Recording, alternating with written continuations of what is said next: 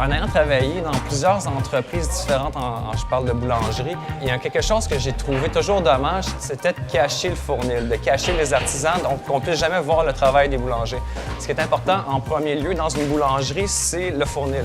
Donc l'idée, c'est que tout tourne autour du four, donc autour des artisans, donc on n'oublie jamais le pain. Pour moi, c'était important de construire un environnement de travail qui était en premier lieu fait pour les artisans aussi, pour qu'ils se sentent à l'aise et pour qu'ils soient bien.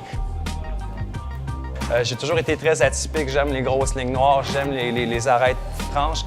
Puis finalement, dans mon plan d'affaires, pour moi, avoir une boulangerie qui collait en fait au chef artisan, je trouvais que c'était important. Donc j'ai distingué le style de la boulangerie, de mon style de boulangerie de la boulangerie champêtre classique.